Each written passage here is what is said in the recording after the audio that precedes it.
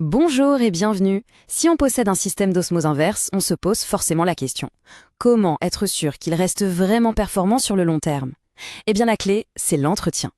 Et aujourd'hui, on va voir ensemble, très précisément, quand et pourquoi il faut changer ces fameux filtres. On s'équipe d'un osmoseur pour une raison bien simple, avoir une eau pure et saine. C'est la base. Mais le piège, c'est que son efficacité peut diminuer petit à petit sans qu'on s'en rende compte tout de suite. C'est une crainte tout à fait légitime et c'est justement ce qu'on va éclaircir aujourd'hui. D'abord, rappelons la promesse d'un osmoseur. On parle là de l'une des technologies les plus efficaces qui existent pour purifier l'eau du robinet. Le but, c'est d'avoir une eau débarrassée de la quasi-totalité de ses impuretés. Mais attention, cette promesse, elle a une condition. Et oui, cette condition, c'est l'entretien. C'est vraiment le point crucial à retenir. La performance d'aujourd'hui dépend directement de la régularité de l'entretien.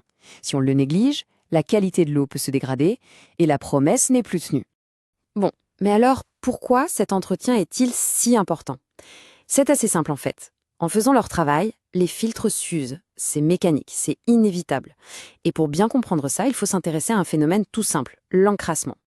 L'encrassement, c'est vraiment le cœur du problème. Il faut imaginer les filtres comme des barrières super efficaces qui capturent les sédiments, les résidus, les microbes, tout ça. Mais avec le temps, ils se saturent, ils se bouchent, et forcément ils ne peuvent plus filtrer l'eau correctement. C'est la raison fondamentale pour laquelle un remplacement devient indispensable.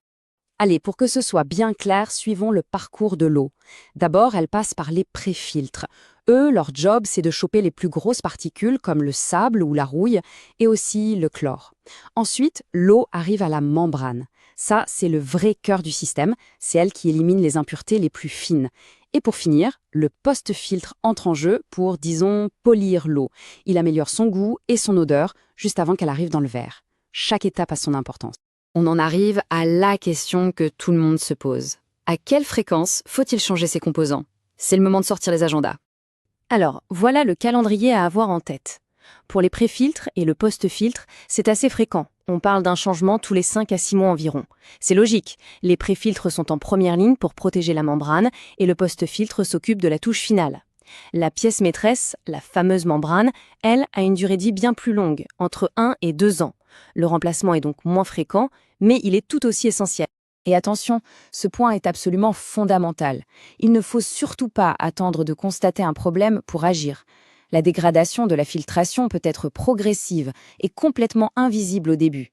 Respecter ce calendrier, c'est une démarche préventive et c'est la meilleure garantie pour maintenir une qualité d'eau optimale en continu. Maintenant, au-delà de ce calendrier préventif, le système lui-même peut envoyer des signaux d'alerte. C'est important de savoir les reconnaître pour pouvoir intervenir rapidement si jamais c'est nécessaire.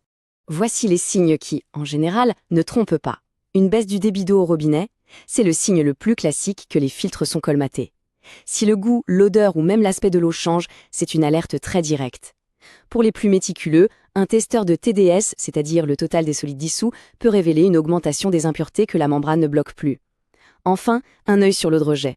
Si elle devient plus abondante ou trouble, c'est aussi un bon indicateur. En résumé, on voit bien que tout repose sur une bonne routine d'entretien.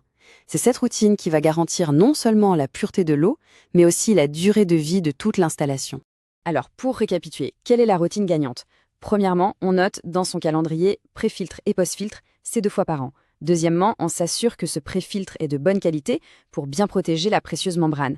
Troisièmement, un petit test de la qualité de l'eau de temps en temps, ça ne fait jamais de mal. Et surtout, on garde en tête que la prévention, c'est toujours plus simple et moins cher que la réparation. Parce que l'objectif final de toutes ces actions, il est simple, mais il est essentiel. C'est de s'assurer un approvisionnement constant en eau de très haute qualité pour tout le foyer. C'est ça, le bénéfice direct d'un osmoseur bien entretenu. On termine avec cette question. L'eau qui coule de son robinet est-elle vraiment aussi pure qu'on pourrait le penser? Parfois, un simple contrôle ou un changement de filtre programmé peut suffire à retrouver une vraie tranquillité d'esprit et la certitude de boire une eau parfaitement saine.